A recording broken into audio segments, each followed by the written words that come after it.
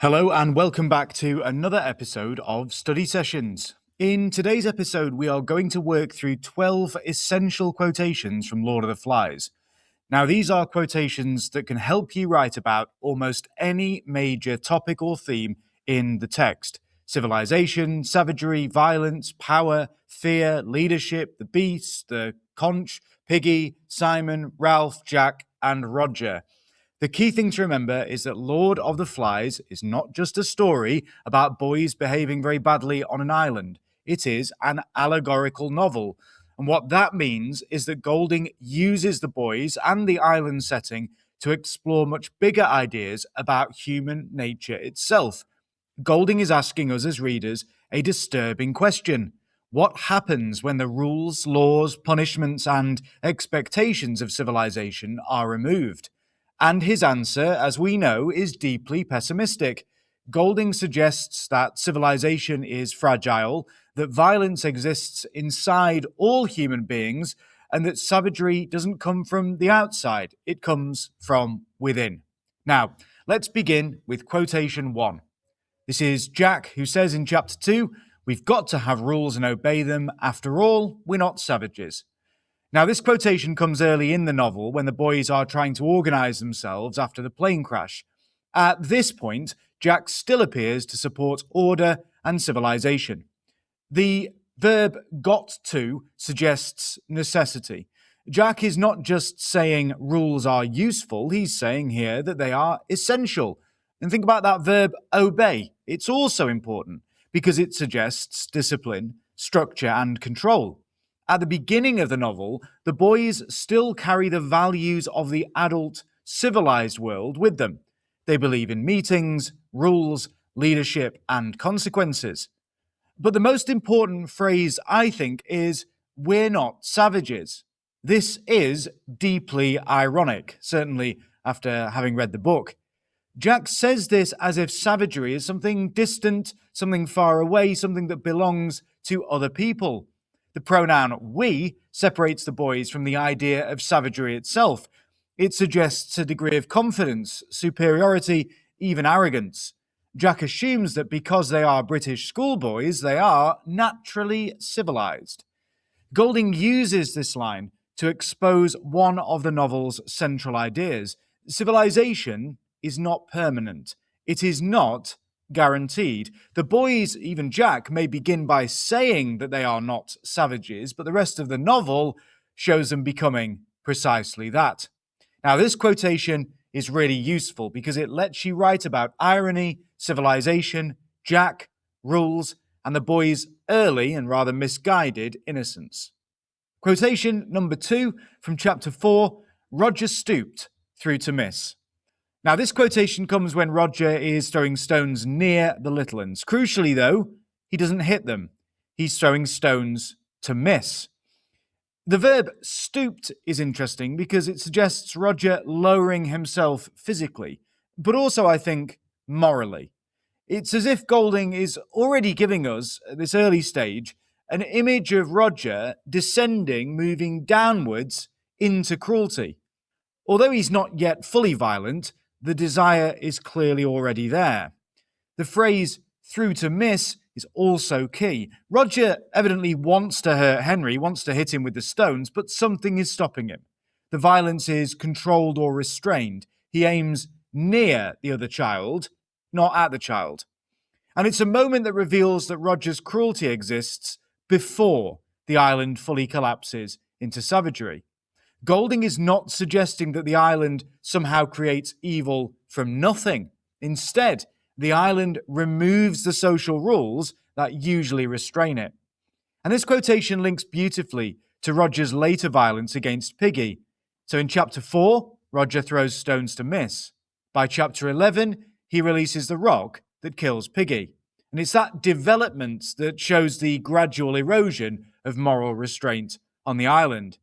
So this quotation is excellent for writing about Roger, but also violence, civilization, restraint, and the hidden darkness and evil innate within human beings. Okay, we're going to stick with Roger and this theme of civilization. The quote is, again from chapter 4, "Here, invisible yet strong, was the taboo of the old life. Now, this quotation helps explain why Roger does not hit Henry with the stones. The taboo of the old life still controls him. The noun taboo means something forbidden by society. It suggests a rule that's so deeply built into a person that they follow it almost automatically. Roger doesn't need a policeman or a teacher standing over him. The rules of civilization at the moment are still inside his mind.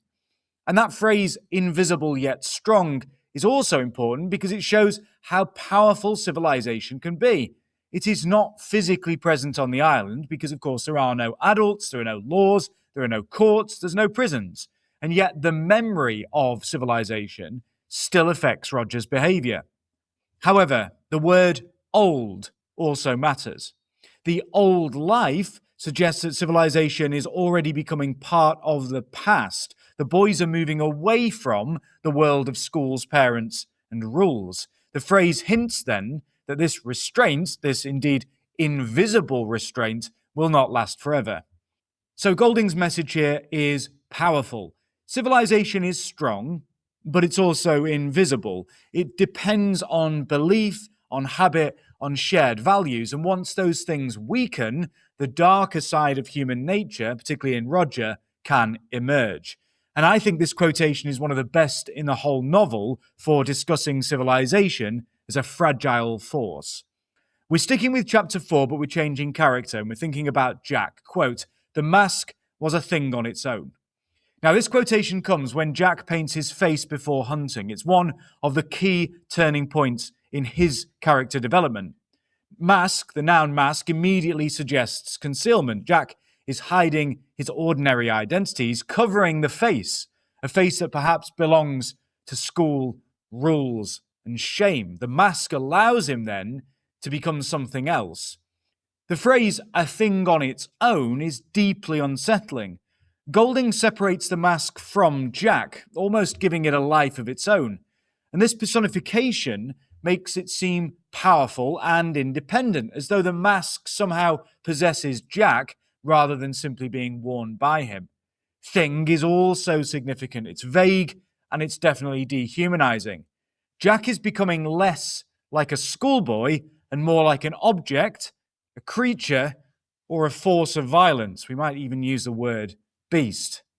So the mask frees Jack from shame. He's liberated from shame and self-consciousness. And once he's hidden behind it, Jack obviously feels liberated to behave in ways he might not have dared before.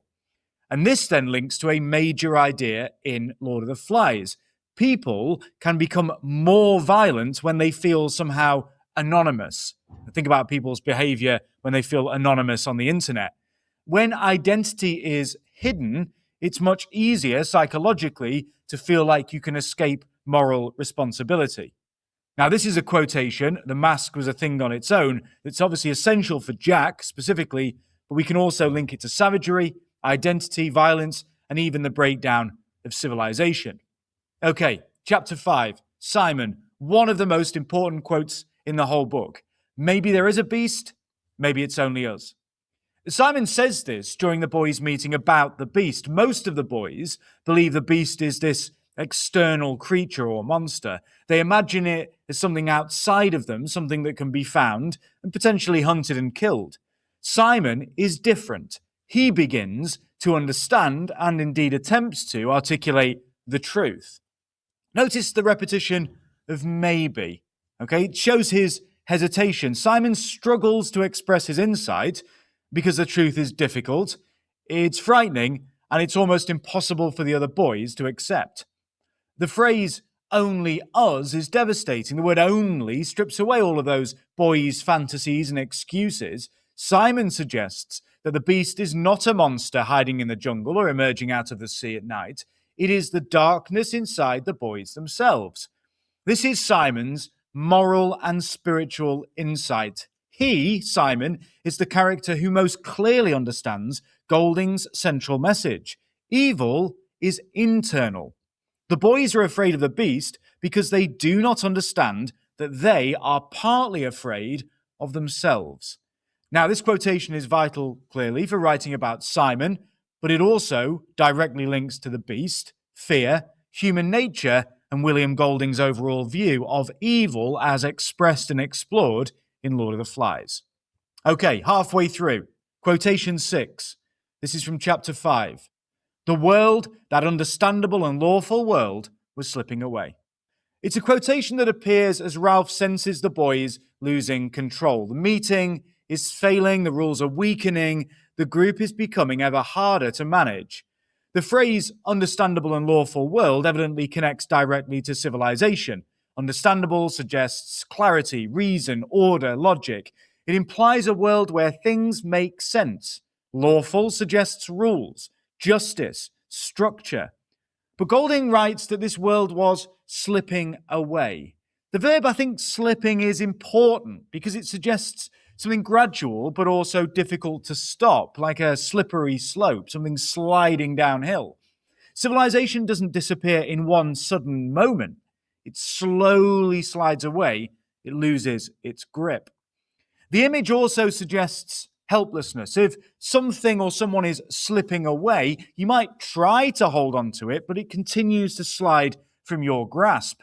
This mirrors Ralph's experiences as leader. He tries to maintain the meetings, the fire, the signal fire, the conch, using the conch when the boys are having a meeting and talking. But the boys are increasingly drawn towards Jack's world of hunting and fear and violence. This quotation is especially useful for Ralph because it shows he understands the importance of order, but he does not fully understand or know how to preserve it. So this is Golding presenting civilization as fragile, something that can slip away. Because what does civilization depend upon? It depends on our collective agreement to follow the rules, follow order, behave logically and rationally. Once the boys stop believing in rules, the lawful world slips away and begins to vanish. Talking of the lawful world slipping away, okay, great quotation. Jack, one that sticks in the mind for fairly obvious reasons. Bollocks to the rules. We're strong, we hunt. This quotation is a direct contrast to Jack's earlier line, which we've also had in our list of 12 quotations. We've got to have rules and obey them. So from we've got to have rules and obey them to bollocks to the rules, we're strong, we hunt. At the start, Jack, of course, as we mentioned, claims to support rules. Here, he openly and aggressively rejects them. The expletive bollocks is deliberately crude and aggressive. It displays Jack's now utter contempt for civilization. He no longer sees rules as necessary, certainly not for him. He sees them as weak, as boring and restrictive. The phrase, we're strong, reveals Jack's new value system. Power matters more than morality. Physical strength matters more than democratic order and fairness. He is beginning to replace civilization with a brutal hierarchy based on force, the strong versus the weak.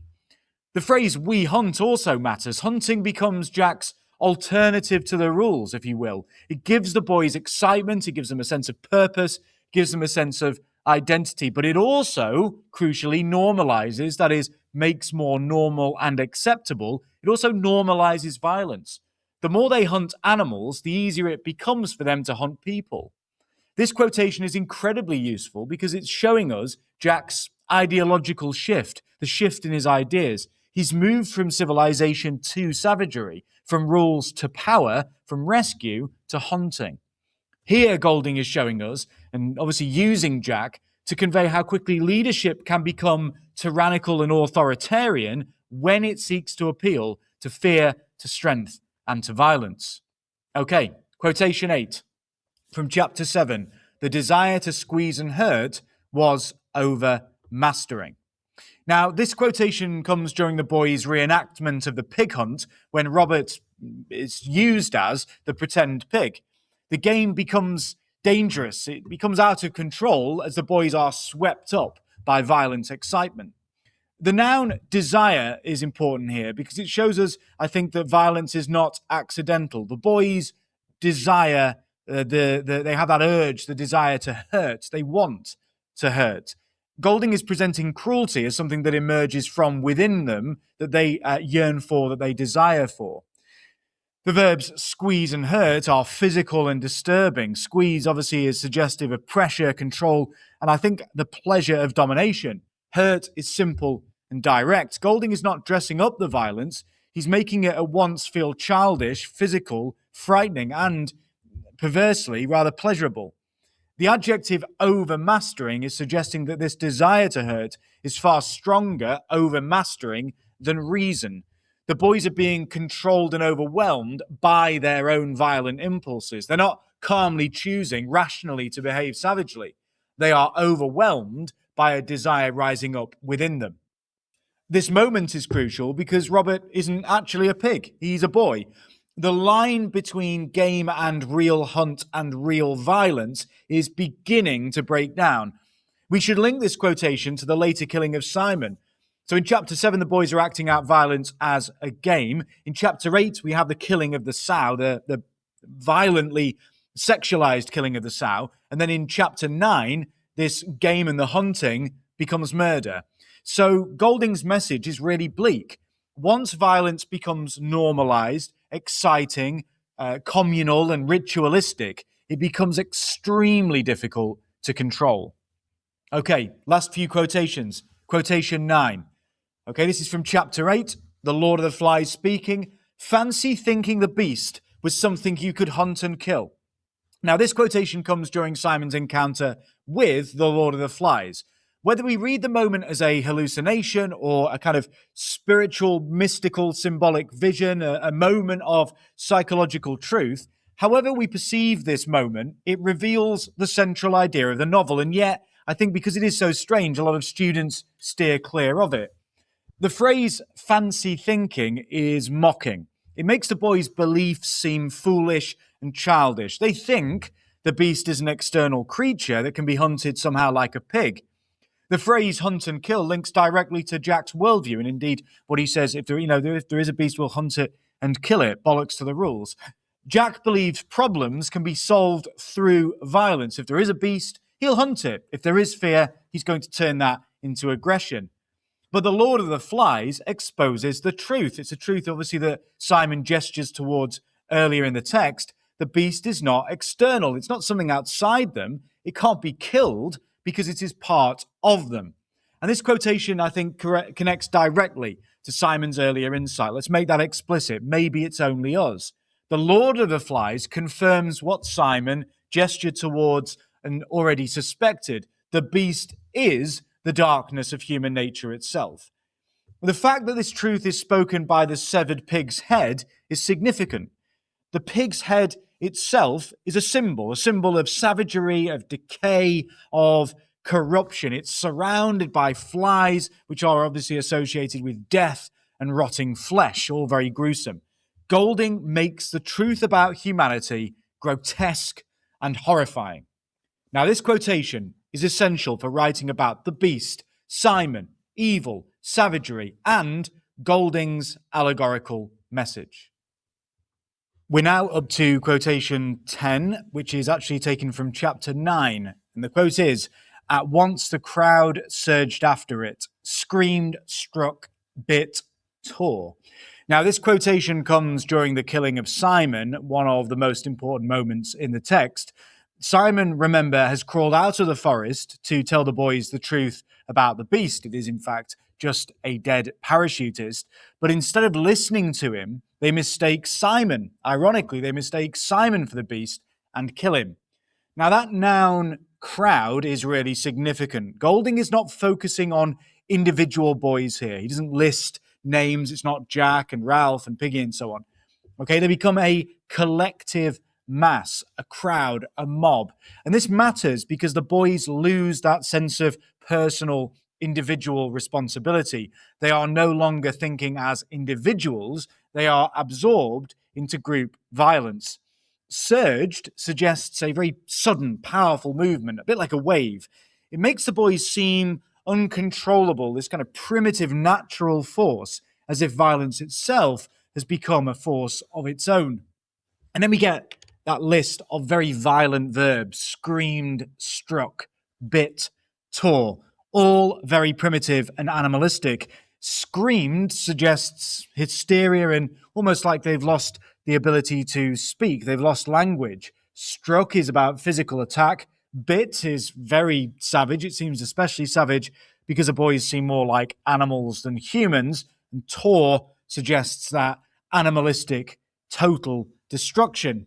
The structure of the list, I think, is also important. These verbs come quickly one after another, creating that broader sense of chaos and brutality. Golding intentionally, clearly constructs the murder in such a way to feel frenzied and uncontrolled. Now, Simon's death is one of the high points of savagery in the novel, when savagery is at its most intense. It's also deeply symbolic. Simon is the character who understands the truth. He understands the truth not really in a logical, rational way as such, but in a spiritual, philosophical way, and the boys destroy him before he can explain it. Golding here might be suggesting, the message might be, that societies often reject or turn away from or even seek to actually destroy uncomfortable truths, particularly truths about their own capacity for evil. Now, this quotation, obviously we're going to link it to Simon, but we could also link it, crucially, to violence, sense of mob mentality, savagery, and the beast itself. Okay, quotation 11 of the 12, chapter 11. The conch exploded into 1,000 white fragments and ceased to exist. This moment comes at the same moment Piggy is killed by Roger's rock. At the same time, the conch is destroyed. The conch, which has symbolized civilization, democracy, order, respectful speech throughout the course of the book. At the beginning, it gathers the boys together. It gives them a civilized, democratic system. Whoever holds the conch has the right to speak. So when the conch exploded, Golding isn't just describing an object on the island breaking. He's showing the reader the final destruction of civilization on the island. Think about the verb exploded, all very violent and sudden. Order's not gently fading away, it is being obliterated, annihilated. And the phrase 1,000 white fragments also matters. We might associate the color white with purity, or these connotations of purity, innocence, maybe even moral order, but that whiteness, that purity is now fragmented. Civilization hasn't just been damaged, it's been shattered beyond repair. Cease to exist, as well, is brutally final. Golding doesn't say the conch is broken or it's cracked. He says it's stopped existing. I mean, that can't be literally true. It's figurative. And I think it's metaphorically then to be interpreted as marking the end of the old rules completely and totally. They have, like the conch, ceased to exist. The moment is inseparable from Piggy's death. Piggy represents reason, intelligence, rational thought. The conch represents democratic order, and both are destroyed at the same time. Don't forget that Roger's violence in this moment, he's the one who levers off the boulder with, quote, delirious abandonment. It's very different from his earlier stone throwing. In chapter 4, he throws to miss. In chapter 11, he kills. This is showing us, I think, the complete and total collapse of the taboo of the old life. Now, this quotation, the one that we've been discussing, the conch exploded into 1,000 white fragments and ceased to exist. It's essential for Piggy. It's essential for Roger, for the conch, for civilization, violence, and the breakdown of order.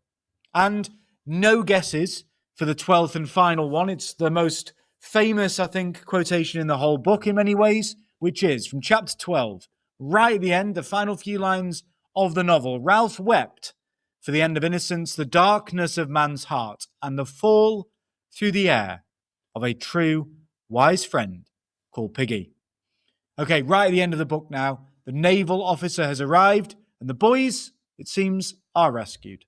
At first glance, you think maybe this is a moment of relief. Ralph is safe. Phew. Okay, the stick that's been sharpened at both ends, it's not going to be used to impale his decapitated head. Okay, you think maybe that's a bit of relief. The boys are no longer trapped. But Ralph cries. Why does Ralph cry? The verb wept suggests that deep emotional release. He's not just upset. It's not just a few tears. He is utterly overwhelmed by grief, by horror, and I think maybe most crucially, by understanding. Because that end of innocence line is the really important part. Ralph has lost his childhood innocence. He can no longer believe that people are naturally good or that civilization is permanent. He's seen what children can do, maybe what all of us can do, when rules collapse. And then Golding gives us this phrase, the darkness of man's heart. Darkness, it's all about evil, about mystery, about corruption. It's not just simply Jack's heart or Roger's heart or the boy's heart. It's man's heart, humankind's heart. It's a phrase that universalizes, makes universal and general the novel's message. In a sense, then, Golding is not just writing about some boys on an island. He's writing about our shared humanity. And it's a humanity that has at its heart a darkness. And then finally, very poignantly, tragically, Ralph remembers the fall through the air of a true wise friend called Piggy. Those adjectives, true, wise, they give Piggy some of his dignity back. Throughout the novel, Piggy has been mocked, dismissed, abused.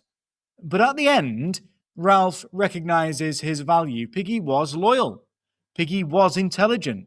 Piggy understood the importance of rules and reason. And the image of Piggy's fall through the air is haunting because it takes us back to the violence of his death. But it's also a line suggestive of the fall of civilization itself. Piggy's fall isn't just a physical one. I mean, it is on one level, but we can also interpret it metaphorically as representing the moral collapse of the island, the collapse of civilization itself. So this final quotation gives you a really powerful way into writing about Golding's overall message. The novel ends not with simple rescue, but with knowledge. Ralph now understands what humans are capable of. And so, quick final recap. Across these 12 quotations, we can track the whole movement of the novel. At the beginning, the boys try to create civilization. Jack says they need rules. The conch gives them order. The old world, the old adult world, still has some power. But that power starts to weaken. Roger wants to hurt. Jack hides behind the mask. Ralph senses the lawful world slipping away. Jack rejects the rules, bollocks to the rules, and embraces hunting.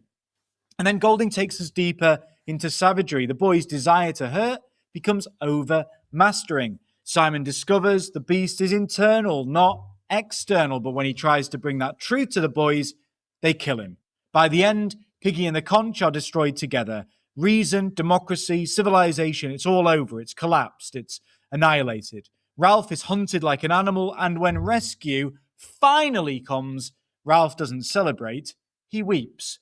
Because Golding's final message is bleak, but it's one that's powerful and still resonates even in 2026, perhaps more so than ever in 2026. Civilization can restrain human darkness, but it absolutely can't erase it. The real beast, then, is not out there in the jungle, it is in the darkness of man's heart. And that's why these very carefully selected 12 quotations matter. Learn them, revise them, understand them, and practice linking them to these big ideas of this text: civilization, savagery, violence, fear, power, innocence, leadership, and human nature. So that's it for now. As always, thank you for listening, and best of luck with your revision and also paper 2.